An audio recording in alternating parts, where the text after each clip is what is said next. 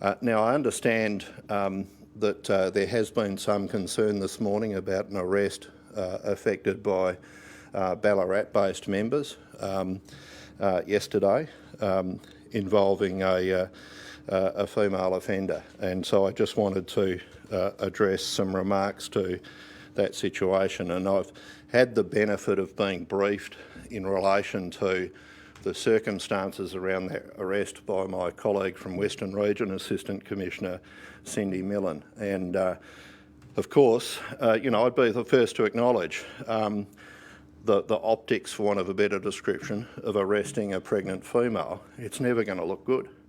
The optics of arresting someone who's pregnant is terrible. And so, of course, we were very keen to understand the circumstances and consider whether or not in all the circumstances that action was appropriate. And I can say to you, based on the briefings that have been provided to me and my colleague, Assistant Commissioner Cindy Millen, we're absolutely satisfied that in those circumstances the members behaved appropriately and in accordance with our policy. Now, I'll make some observations about handcuffing policy. We don't have a rule that in every case when you arrest someone, we handcuff them. The decision to handcuff someone is based on a risk assessment, and that risk assessment takes into account a number of factors, both how an individual presents to the police when they attend to effect an arrest, but also it relates to our knowledge of how we might have engaged with that person or how that person might have engaged with us on prior occasions. And speaking generally, because I don't want to cast aspersions on individuals, these risk assessments are made day in, day out by our people. And the risk assessment is based, as I say, on the circumstances in the given moment and also on the basis of any prior dealings that we've had with that individual. And it's entirely appropriate for our members to take all of those factors into account. And it's clear to me that our members did so on this occasion.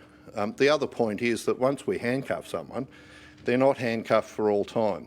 And in this particular context, bear in mind that the members were attending the premises of this individual with a search warrant, and they were there to conduct a search warrant in the pursuit of evidence which might lead towards us determining whether in fact the offence of incitement had been made out.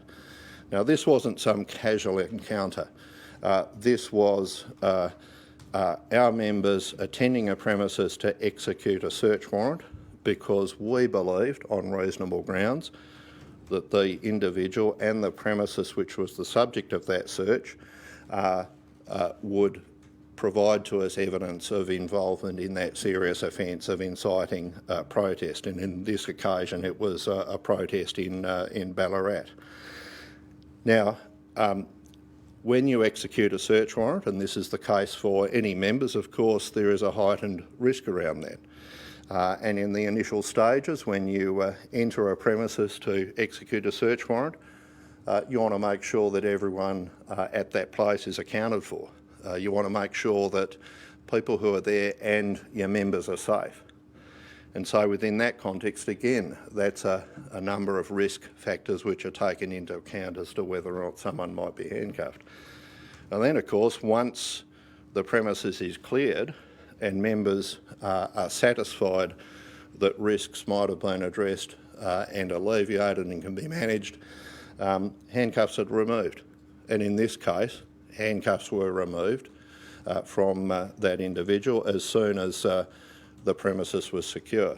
And in fact, once the handcuffs were removed and the situation was safe, she was allowed to get changed and then she was taken back to the station for questioning. I'd also make this observation. I mean, I've seen the footage and, in my assessment, the members have conducted themselves entirely reasonably. They've been polite, they've been professional. When the individual indicated that she might be late for an appointment at the hospital, our members actually contacted the hospital and made arrangements for an alternate appointment. So our members did everything that they could to both secure their safety and the safety of the people involved, but also to assist this individual with her concerns about, we understand it was a check-up. So the point really that I want to make is that while this deadly virus doesn't discriminate, we won't discriminate, and we can't discriminate in holding people to account. I'd also make this observation: we take offenders and suspects as we find them. We do to a certain extent have access to information about people, but in the end we have to take people as we find them, and that doesn't detract, of course, from our obligation to hold people to account. I mean, if we started to say, oh well, look, we can't possibly hold this person to account because of a particular attribute, I mean, where do we draw the line? The key piece here is we're focusing on behaviour, and in this case we're alleging that this individual engaged in serious criminal behaviour, inciting a public protest at a time when public protest is unlawful. And we've been very clear about that. I mean, I don't think I could have been clearer last week. We said we'd be coming out and we'd be holding people to account, and that's exactly what we've done.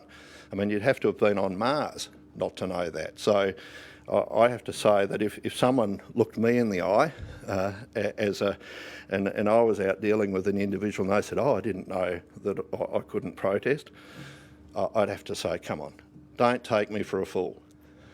You have to have been on Mars not to know that. In my view, that clearly applied in those circumstances.